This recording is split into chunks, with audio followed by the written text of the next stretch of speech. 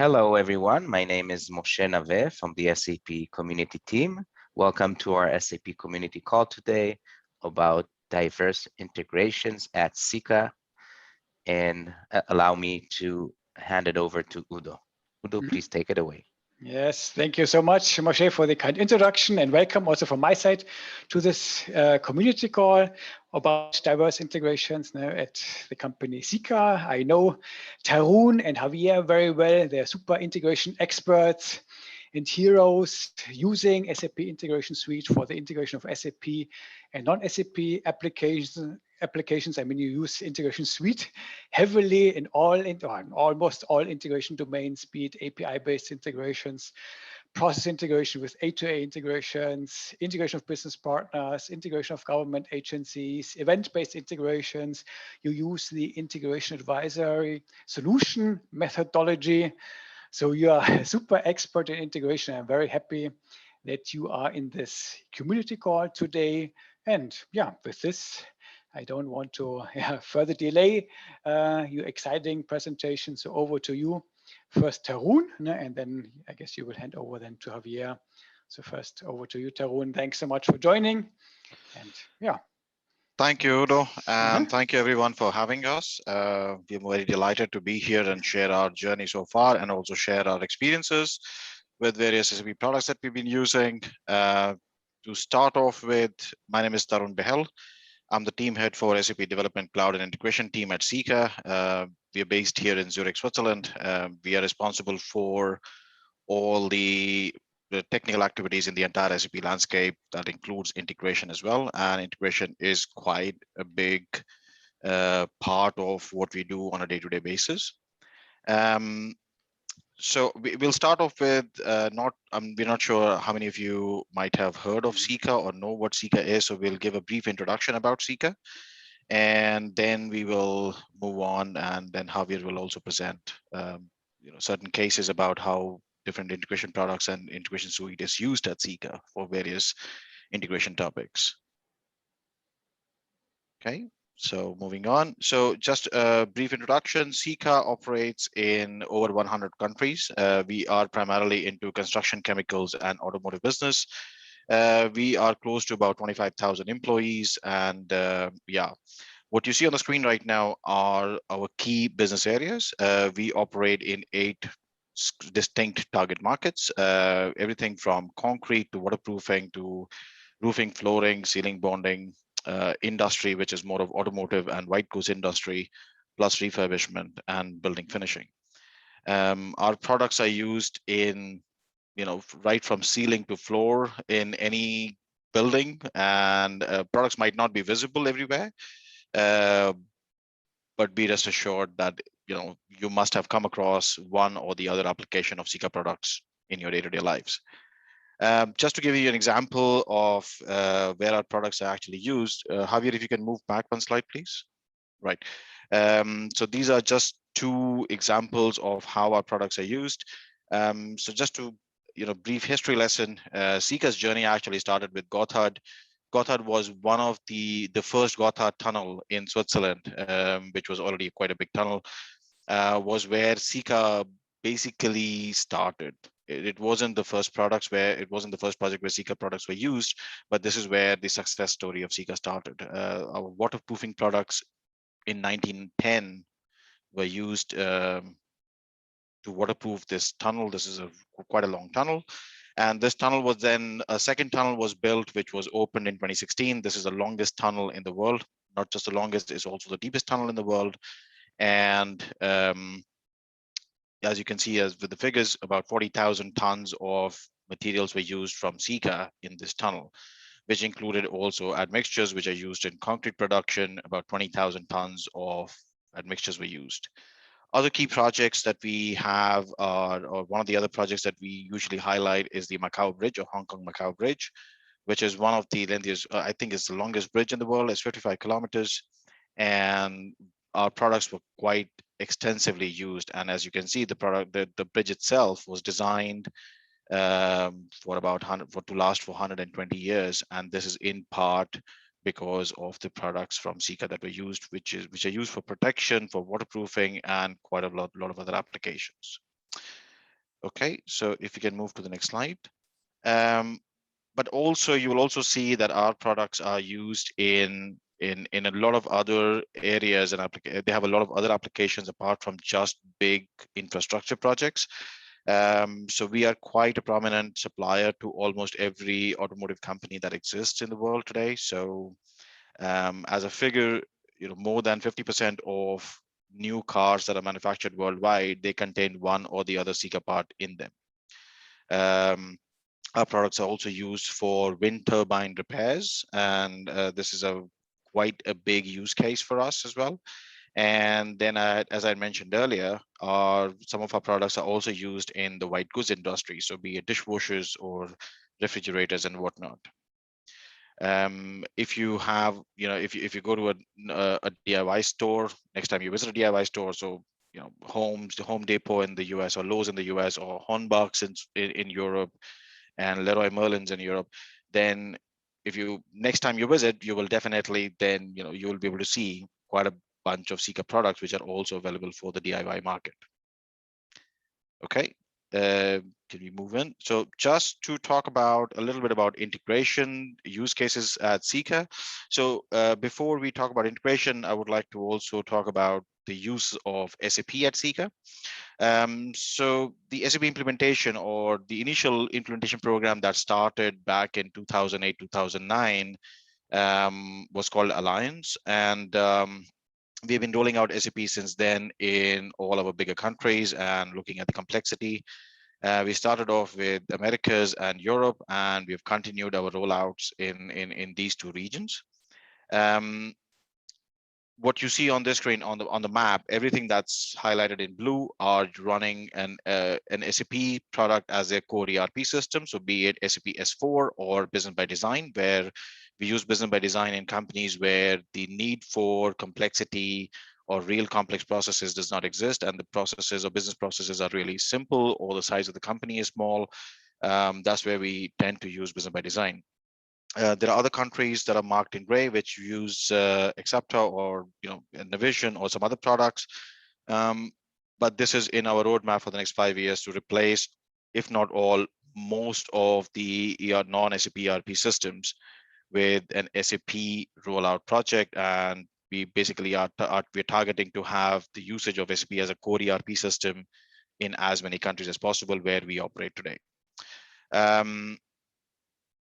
Then talking about some of the numbers, just to give you an idea of these different products that we have or the kind of integrations we have. As I mentioned, we use from SAP, we haven't listed out all the different SAP systems that we use, but we use transportation management, S4, extended warehouse management, global trade system, HR, but there are quite a few others. So we use SAP Business by Design, we are using Success Factors, we use Concur and whatnot. From an integration point of view, our integration is primarily based, traditionally has been based on SAP PO. It's an on-premise system, but now also with SAP Integration Suite, which we have been using for the last three and a half years now. And all new integrations, the Integration Suite is our first go-to system to build an integration for. Within SAP PO, we have about 1,000, a little over 1,500 interfaces, both B2B and A2A interfaces. Plus, we use PO to also distribute master data. And we do have some very old B2G interfaces running on PO as well, so business to government interfaces. Then coming to Integration Suite, on SAP Cloud Integration, currently we have about 71 distinct iFlows which are running. We use CPI or CI today for B2B integrations that we're developing for the countries that are using Business by Design. We are again distributing and integrating master data from our core systems. There are other A2A integrations, plus quite a big use case, and this is how our usage of CI also started, was B2G with all the prepackaged contents that are available from SAP. Then we also use CPIDS together with IBP. Plus, we also use CPIDS for integrating with HANA databases that we have on the SAP BTP. the business transaction platform. Then last but not least, talking about API management, we are targeting to use API management to expose unified APIs, irrespective of what system or what ERP systems is exposing the data or a business service from, whether it's S4 or business by design. So we are exposing unified APIs. At the moment, we have 4 APIs which are live, which are productively being used. 5 are actually under development/testing. But we have a long roadmap of various APIs that we are targeting to expose. Going forward, we're trying to adapt the methodology that it'll be API first for any integration that allows it. Currently, we do a lot of integrations with production plants, with different government agencies and authorities, with different carriers and third-party logistics. We also integrate with other non-SAP ERP systems, with Salesforce, SuccessFactors, and whatnot. Okay. Then within as far as integration is concerned, currently we have close to about 1,000 different parties that are managed in our PO system. This is mostly for the B2B integration. And then we have within TPM, we manage about close to 1,700 different agreements. We support almost all different EDI formats, starting with EDIFACT to X12 to Tradacom and VDA, and all the different variations and derivatives that exist out of these. Today we connect with, apart from having direct connections with our partners, we also connect with 15 different distinct WAN providers all over the world. But having said that, still about 80% of our connectivity with our partners is direct, and we maintain direct connections from our PO systems.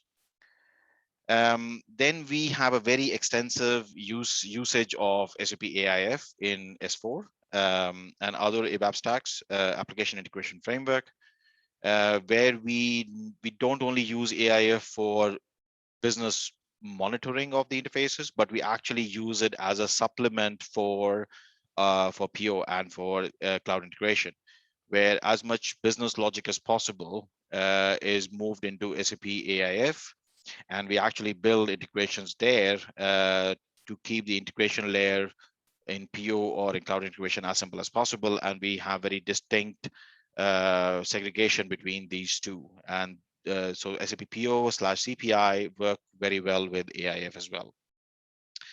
Today we connect a little over 30 applications on premise and in the cloud for A2A integrations. And in terms of numbers, last year we transferred about 37 million messages using PO, and a little over 1 million messages using cloud integration. We have EDI teams all over the world. We have a team based in Americas. We have multiple teams in the EMEA region. In Europe, we have a team in Madrid, in Zurich. We have team members in Portugal. Plus, now we are building up a team also in the APAC region, as well as in India. I will not go through all the different figures on the right-hand side, but these slides will be available. So if anyone's interested, you can review this. But what you can see from the slide is that our integration actually is not just for namesake. It actually supports a very large part of our business. As I mentioned earlier, automotive is one of our key businesses, and automotive primarily runs on EDI. So what you see here is integration is really a very key and important aspect of our business, not just IT. Okay.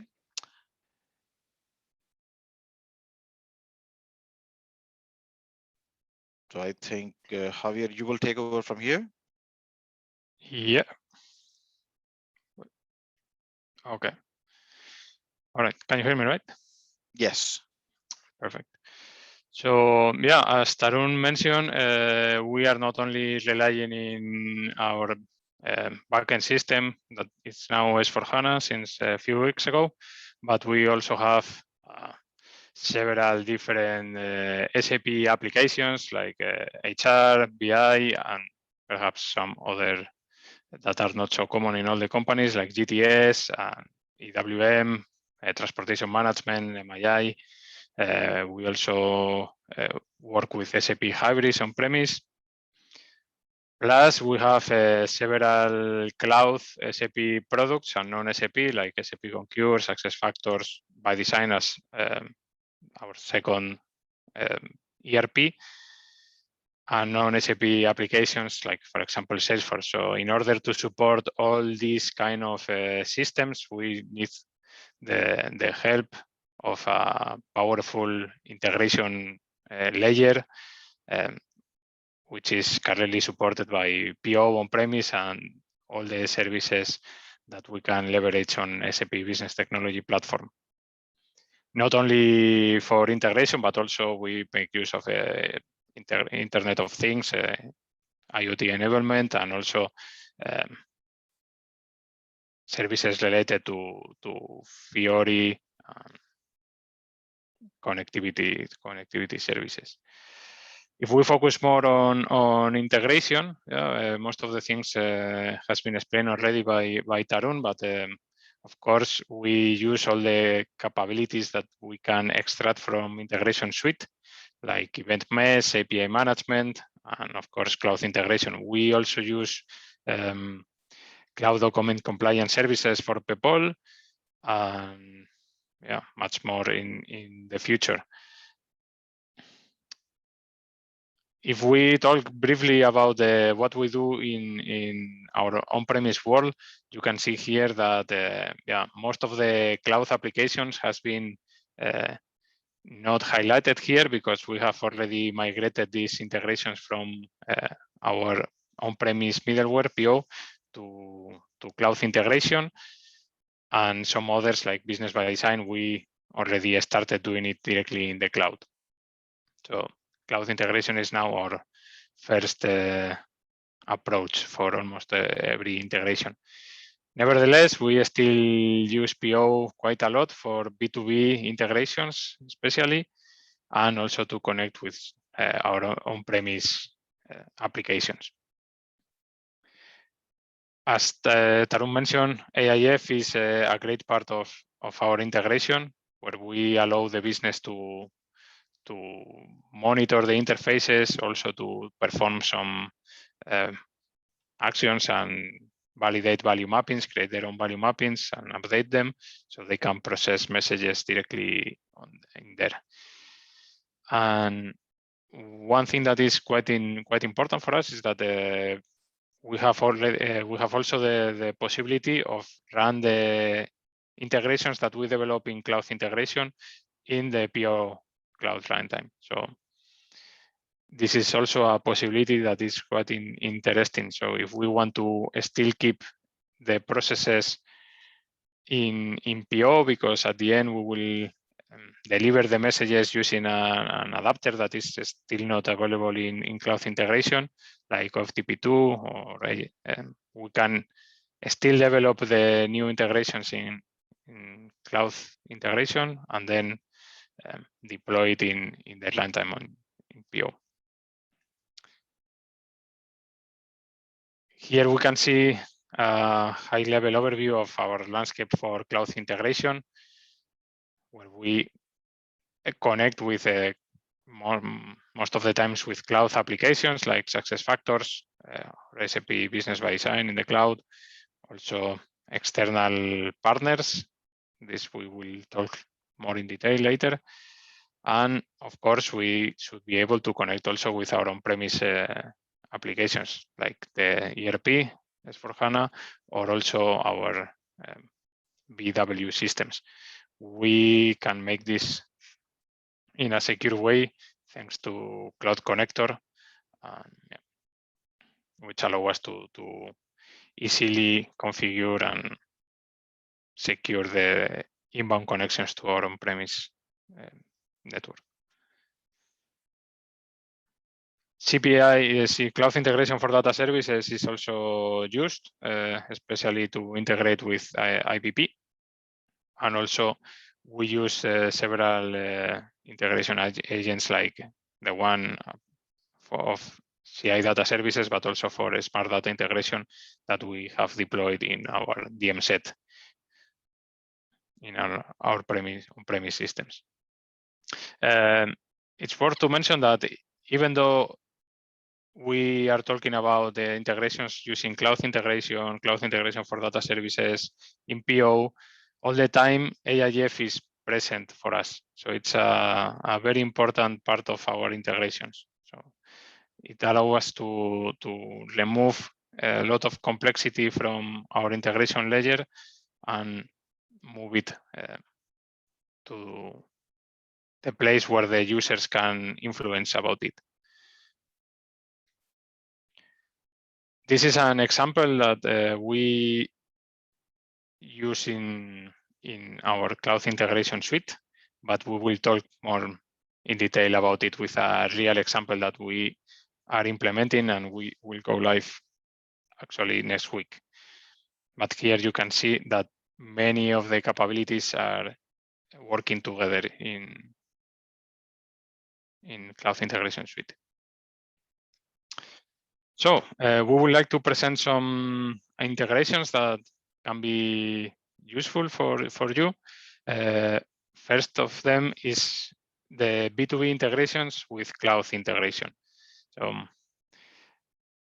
this is being used at SIKA, especially to integrate business by design. So where business by design is the source of or the target system. And so if we are receiving orders from partners, or we are sending dispatching advice to our 3PL partners or external customers, we are doing it with cloud integration. We don't consider to start using PO and integrate PO with our cloud ERP as business by design. So we started working with Integration Advisor some years ago already, where we are defining our mix, our integration guidelines, but we are currently not using the possibilities of injecting these the artifacts inside our cloud in the prepackaged content for B2B in the cloud. We are doing it in a custom way, let's say, but we are very keen to start exploring the possibilities of TPM in the cloud that I believe it was presented yesterday in the monthly webinar call from our colleagues in SAP. So this is an example of how we started doing it a few years back. So you can see that we are handling the inbound EDI file using the EDI splitter and also converting it to XML and moving to the integration process. You can see that we are using a message mapping where we are basically doing a graphical mapping between the schema that we can download directly from Integration Advisor and the schemas from the web service definition from Business by Design. And from here, we just develop our graphical mapping as we usually did in PO. And after that, the message can be sent to Business by Design. In this case, it's an inbound interface to Business by Design. Another example could be the other way around for outbound messages from by design to external customers. We work in the same way. We handle everything with a message mapping. And as a second step, we have to convert it to the EDI format. But we need to make some additional operations, like, for example, adding the UNA segment on top of the EDI message. We can do this very easily with a content modifier. And maybe in this case, it was handled internally in the mapping, but now we are usually doing these mappings with an additional step where with a Groovy script, we can add to make the calculation of the segment counters and adding it into the end of the message in the UNSET segment. And after that, you are ready to send this message, to archive the message and then send it to the partner. And you will get a complete EDIFACT message, for example. Also, use case that we have that we are using at SIKA is in cloud integration, it's for the intercompany processes. As you know, we are using S/4HANA for our bigger companies and SAP Business by Design for smaller companies where, for example, we don't used to have production. So these SIKA companies are buying the products to the bigger brothers, the other companies at SIKA, and then selling them to their customers. So we need to have a good integration between Business by Design and our S4 system. And here in the middle, we have cloud integration, of course, handling all the conversions and everything that is needed to exchange orders from the customer company to the vendor company, and order response, dispatching advice, and invoices. And I would like to show you how we are doing the configuration of the outbound messages from S/4HANA to by design, because here we don't have only one company, we have several companies that can sell the goods to the by design companies. So instead of creating one destination, one RFC connection for every company, what we are doing is to create a single port. You can see here it's called YEDI CPI. I guess it was created before the new naming convention for cloud integration, so perhaps in the future we will need to align it. And this port has this RFC destination behind, and it's calling a generic path, which is pointing to our cloud integration host subaccount. This is the configuration of one of the companies in the partner profile, but any other company will have the same messages, and then they will use the same port. We will not need to create different ports and different RFCs for every one of the companies that we want to connect. This way we will simplify a lot the setup in our backend system and also in cloud integration. And how do we know how we should process the messages in cloud integration? So we have developed a custom IDOC dispatcher, and also we have a similar functionality for the proxy dispatcher, where we can receive the messages from the backend system through that RFC. And basically, we are executing this Groovy script, which is selecting or deciding which process direct we need to use. And this selection is done based on value mapping, where we maintain the system name, the message type, basic type, and the partner number. And based on this information that is received in the ADIDC of the IDOC, then we know to which iFlow we have to resend this message through this process direct. And after that, the message is received, and then we can execute our mapping and send it to Business by Design. The iFlow is very simple because we can receive the IDOCs and send the IDOC to by design directly, as they support the same format.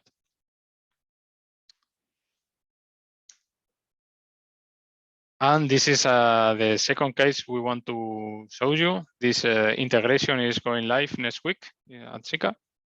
And here you can see how we leverage the different capabilities of Cloud Integration Suite all together, working together. So here we are, the purpose of this integration is to exchange or to have master data created in SAP Business by Design or in S4 system available in a non-SAP application like Salesforce. So whenever one material, let's say, is changed on Business by Design or S4, they send an event automatically to our message broker, event mesh in Business Technology Platform. And this event mesh is shared with Salesforce, which is the consumer application. In our case, we are using webhooks, but you can do the same configuration with REST or MQTT or MQP. And once Salesforce receives the event, they can make a call to a global API exposed in API management, and this call, which includes the data coming sent in the event, this call is transferred to Cloud Integration, where we decide from which backend system we need to get the information. So Salesforce, the consumer application, is totally agnostic about where this material has been created. He just needs to know the information about that material. And yeah, we hide this complexity in our SAP landscape through these APIs. So Cloud Integration will decide, okay, this material belongs to by design. Then I will get the information back from by design and send it back in the response to Salesforce. Or if the material customer, another of the APIs, belongs to S4, then we will send it back to our S4 system through Cloud Connector in this case, to go to our SIKA network and get the information back and send it to Salesforce. How this works more in detail. So first of all, we had to create different message clients in event mesh. You can see here that we have created different one for the publishers, like our S4 system and by design system. You could do it with only one, but then you will need to share the same service key, same credentials between both applications. So in case the teams which are managing the applications are different, maybe it's interesting to create it in a separate way. And also we have the message client for the consumer applications. Also having everything separate allows you to create the service key with different options and rules. Here you can see an example that the one for by design can only publish on their own namespace, and the one for EMEA can only read from their own namespace. And both have these management options disabled. So having different message clients, you can structure your options in a different way, and gives you more flexibility. In API, you can see, well, this is Cloud Integration. Here you can see the API that has been created. It's an OData API where we are exposing different entities with where different actions are allowed. In this case, they just need to query for more than one material or to read for one specific material, but not update or delete or create. So it's only to query and read. And inside these artifacts, you can see that, well, here I didn't take a screenshot with the routing functionality, but you can see that this is the OData sender adapter where we receive the call from API management. And then here we decide from which backend system we need to get the information. And based on the decision, then we will call the S4 OData service. In this case, yeah, we have a real OData service in the backend, so we can just pass the same call received to the S4. But by design, instead of using one of the standards OData reports, as we wanted to offer a global API, we had to develop some internal custom analytical reports.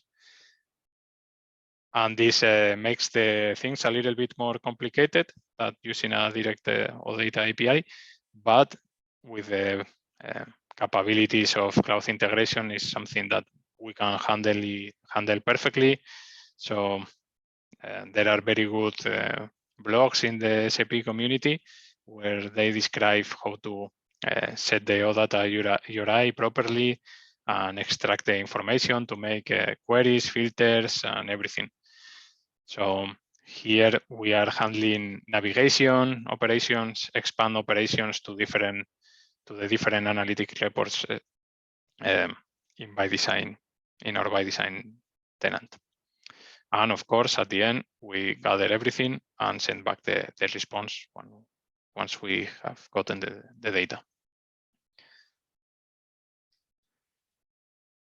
Okay, and that's all from the test cases we wanted to show.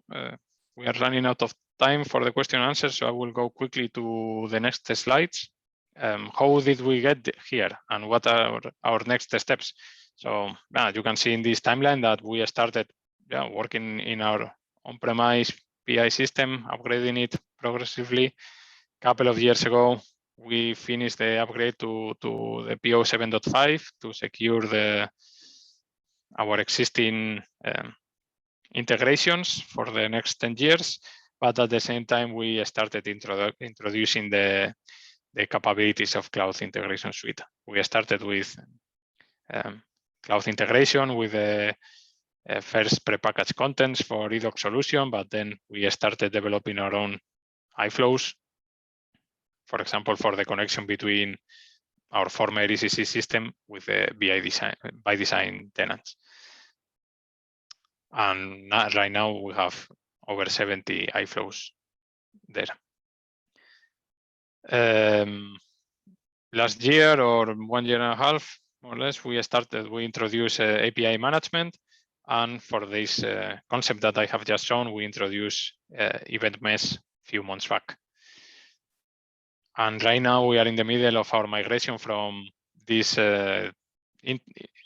iFlows that we have, integrations that we have in our Neo sub-accounts to new Cloud Foundry sub-accounts, so we can work there in the years to come. Any new requirement that we have, we analyze it with the help of the Integration Solution Advisor methodology, and we decide what is the best tool that we have for do that integration. If it's Cloud Integration, if it's still PO, if we use API management or whatsoever. And last but not least, as I presented in my first slide, we are progressively moving some integrations that we did several years ago to Cloud Integration Suite, like for example, this Salesforce integration. Some takeaways that you can take from our journey is to upgrade to SAP NetWeaver 7.5 if you haven't done it yet. But at the same time you do the migration, just not do it quick and dirty, just take some time and try to improve your integrations while you are doing it. Some of the times you will realize that it's better to do it in Cloud Integration directly, or design the flow in Cloud Integration and then run it in the Cloud Integration runtime in PO, and you will be more ready for the real migration to Cloud Integration, if you like. The next integrations, I think first if you can do it in Integration Suite and start leveraging Integration Solution Advisor methodology. This is something that has helped us a lot to list all of our interfaces. We have it's an Excel file, but with all of our 2,000 interfaces, either in PO, in Cloud Integration, API management, and Cloud Integration for data services. So we can really know, okay, let's see which master data integrations we are doing in PO. It does make sense to move it to any other tool, like an ETL tool. So things like this are a good way to move forward. Yeah, that was our last slide. Thank you very much for your attention. And I believe we can move forward to the questions and answers. Mm-hmm. Super. Thank you so much, Javier and Tarun, for your wonderful presentation. Fantastic.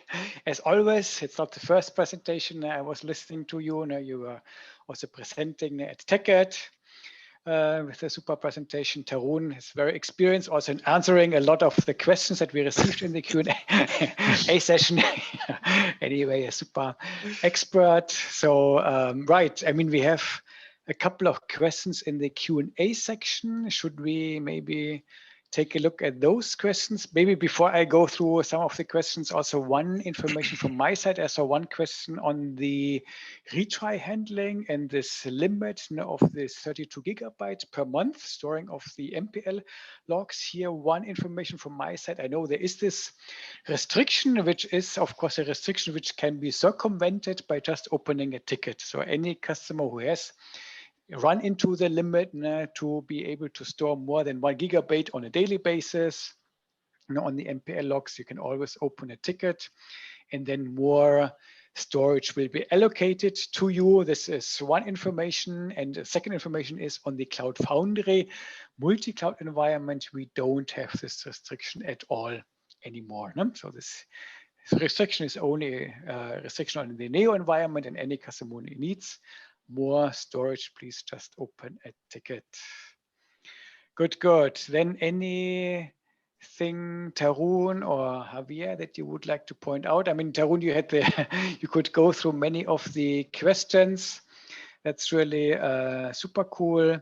Maybe one question, Tarun, I saw a lot on your EDI, on EDI scenario. So one of the questions was, how did you implement the B2B scenarios using EDI? What are the advantages of using Cloud Integration Advisor, running your EDI scenarios? Maybe Tarun, would you like, because there's also some open questions in this area. Would you like to give some more context here? Actually, the advantage, disadvantage between of building the, we saw this question for B2B through cloud integration over PO using B2B add-on. Currently, it's a mixed bag, to be honest. With PO, with B2B add-on, is a very mature product and a very stable product, and you get capabilities like TPM, which we very extensively used, and we are quite experienced in developing B2B integrations on PO using the B2B add-on. Having said that, but additional functionality like having integration content advisor in the integration suite helps us with building artifacts, helps us with developing guidelines, and quite a lot of stuff as well. We are looking at developing, let's say, migrating all, or rather, this is something which we are building a roadmap for migrating all our B2B integrations from on-premise PO to cloud integration, and then decide which integrations we will run in an on-premise installation of CI, or which we will execute really on the cloud runtime. But all of this entire roadmap will depend on the upcoming features that SAP is planning to release, specifically with TPM. That's a key requirement for us to be able to think about any serious migration that we can do. Yeah. Super. Thank you, Tarun, for taking this question. Speaking of trading partner management, for example, maybe some of you heard about it already. We will release trading partner management in a beta version in Q3 this year. So if you're interested in participating in this beta program, please reach out to us. Not even a question. Not even a question, yes. When can you get a hold of it? Exactly. Exactly. So you are definitely invited. So everybody else, of course, who would like to participate, please drop us an email. I can provide my email address here in one of the short breaks that we will have. So please join us in the beta program. Excellent. This was one type of questions. Then, Tarun, maybe right away back to you, or Javier, of course, as well, on non-SAP integration. There's also one open question on Salesforce integration. Any challenges? How did you solve the Salesforce integration scenarios? Not sure, Tarun or Javier. Javier, you want to take that over? Yeah, sure. So, currently at SIKA, we have a different Salesforce tenant for each region. So that means as we have a worldwide presence, we have a region in EMEA, another region in another Salesforce tenant in North America, another for LATAM, another one for Asia Pacific. And in the past, we were building point-to-point integrations using SAP PO.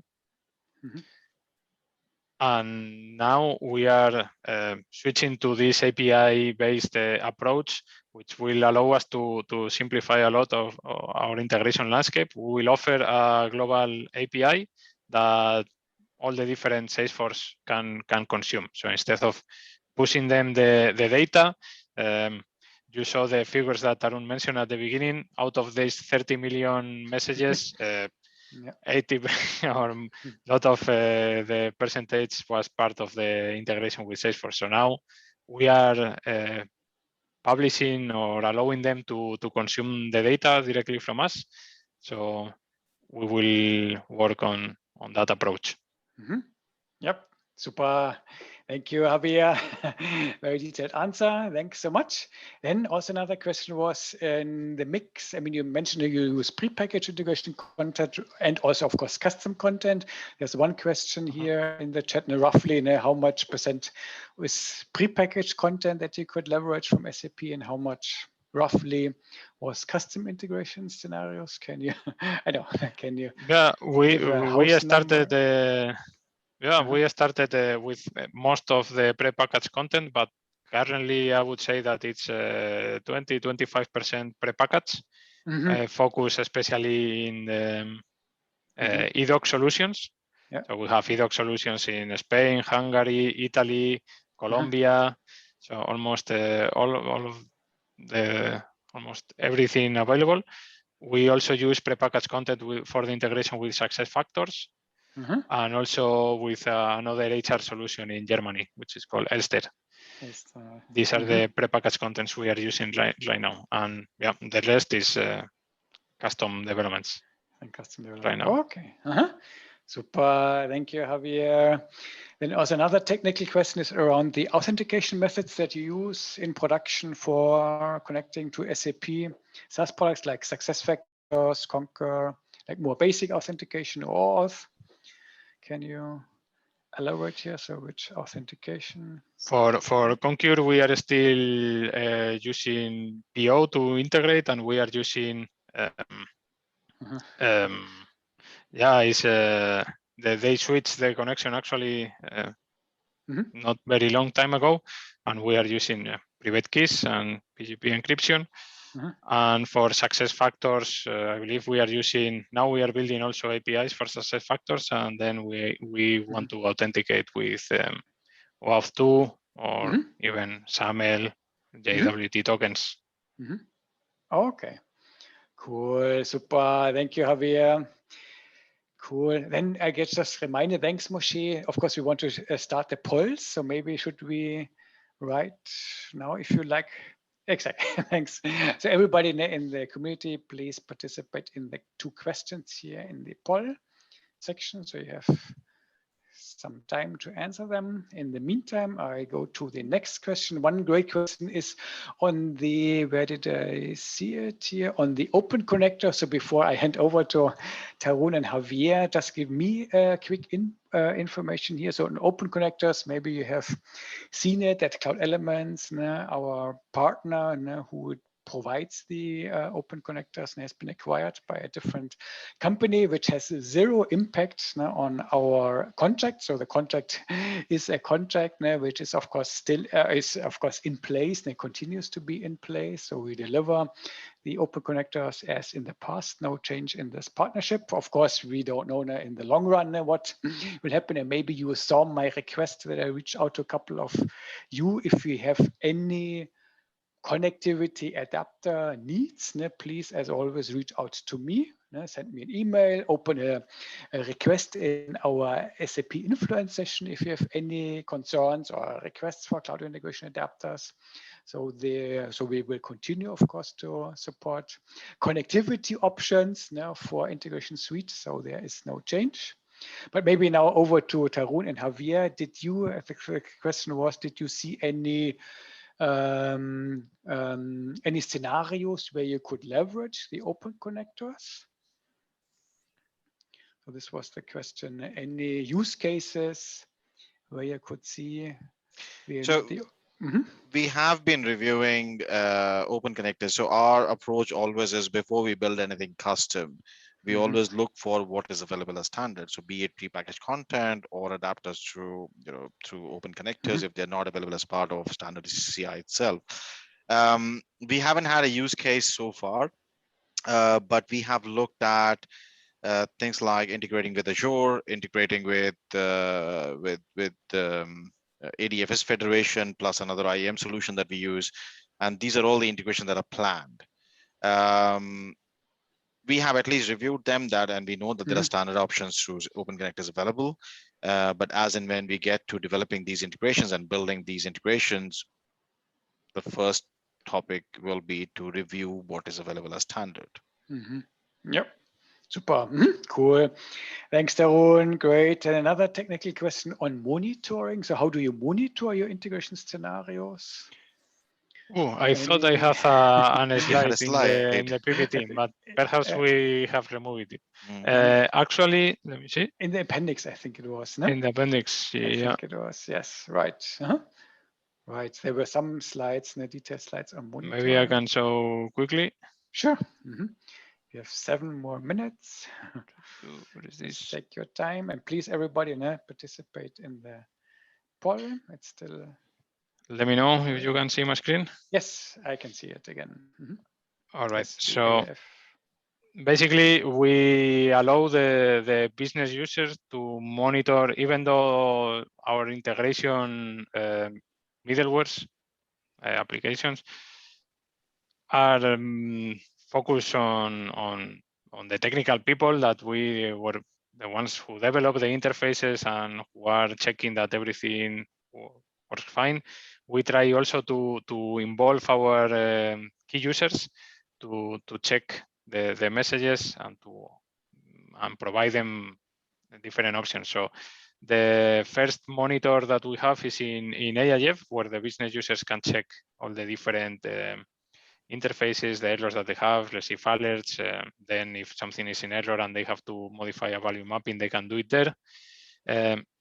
In PO, we have developed our own, well, it's basically using the same monitor, but we have found a way to segregate the access for different users, so they can check only the messages that belongs to their company. So we have built this framework directly in PO. And yeah, the B2B monitor is extensively used. We can check here if the messages has been acknowledged properly. The business can also check and download the payloads of the EDI messages. And last but not least, maybe the most interesting for the Cloud Integration Suite, we have built our own reports in SAP Analytics Cloud and connect them with our cloud integration tenants. And we can see some figures about the year comparisons with the previous year, previous month, error messages. We have different tabs for the general overview, and for the errors, you can navigate from one chart to the error details. So we have built this using the standard content that was published 1 year ago or so for the connection between SAP Analytics Cloud with Cloud Integration, and we have adapted to our own needs. Perfect, Javier. Thanks so much. Great answer. Yes, so we have published this dashboard for SAC. This is a wonderful opportunity for monitoring cloud integration scenarios. And another question in the BPM context, there was so the person mentioned there is on one slide, there was CIC mentioned for BPM running on PO. The question was, what is CIC? The CI. So CIC would be Cloud Integration Content. So this is the runtime of cloud integration that is available as part of on-premise SAP PO. So we are now able to build iFlows in the cloud, but have the option to deploy them also on premise. And so the switch from BPM, or rather CC-BPM to CIC came into picture when we were doing an upgrade from 7.4, PO 7.4 to a single stack 7.5. So all the CC-BPMs that we had in place at that point in time running on the ABAP stack, we had an option either to go for BPM or to migrate them or rebuild them as iFlows and deploy them on CIC. So rather than building them on BPM only to get rid of them in a couple of years, we decided to use the capabilities of the on-premise CIC or the CI runtime that's available to us. Okay, super. Thank you, Tarun. Then another question on the EDI scenarios. There was one on the, did you use any adapter modules in PO for the EDI integrations? Any Custom adapter modules. Custom modules? No, was not. We prefer to keep it as standard as possible. Yes, exactly. That would also be our recommendation. And there's one question. I'm a bit jumping here to, sorry when I missed a couple of questions here and there. There's just too many, as always. Of course, we will follow up now on the questions. We can get a download now of the Q&A. We can follow up on all questions that we are not able to answer here. One was on API security. How do you deal with API security? So API security, we have defined certain policies that are common that we use in any API that we expose, and we follow certain certain internal rules like application keys. We will never share an application key between two consuming applications. So even when we create an open API that any of the applications within SIKA network can consume, we will always issue them their own application keys. We always use sort of an authorization concept, either as part of the policies within API management, or if it's routed through integrations being routed through CI, then within CI, we will run some sort of, a mapping which will check whether you're allowed, not allowed, and so on and so forth. We also manage, some of the policies that we also maintain are pertaining to the frequency of access that we allow, and we are quite conservative in this case as to how many calls per minute, how many calls per second, and so on and so forth that we will allow from any consuming application for any given API. So these are some basic policies that we follow, but we do have an extensive list of policies and that we always include in any APIs that we develop. It's also a new concept for us, and we have a lot of learnings, and as we learn, we keep on enhancing our policies.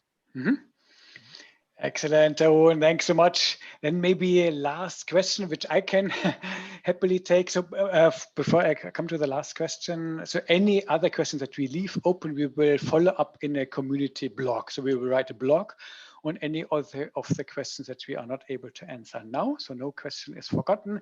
There's one maybe last question, which was actually also nicely answered by Tarun and Javier during the call. So we are moving from Neo to the Cloud Foundry or to the multi-cloud environment.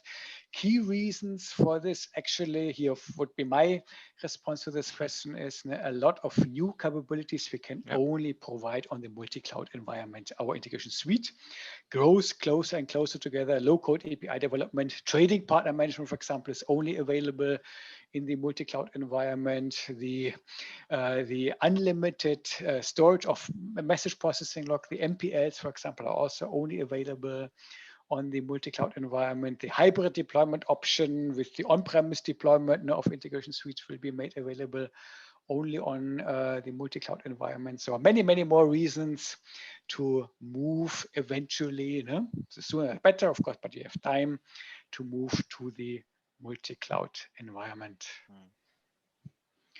Perfect. I think we are at the top of the hour. Not sure, Tarun or Javier, any closing remarks from you? Just for everyone, we have been working very closely with Udo, but not just with Udo, but also some of Udo's team members. We've always had great support from them. We do have, we rely quite a lot on the integration products that we have been using for so many years, as we have seen during our presentation. But we also believe there's a long way to go. And yeah, we'll be very much excited to see the roadmap and to see the upcoming new features that are going to be made available. Wonderful. Thank you, Tarun and Javier again. So I guess we are out of time. Thanks so much, everybody, for joining, all our experts, and again to Javier and Tarun. And yeah. Thank you very much, everyone, for a great call. The recording will be available on the SAP Community Calls page. So thank you, everyone. Bye-bye.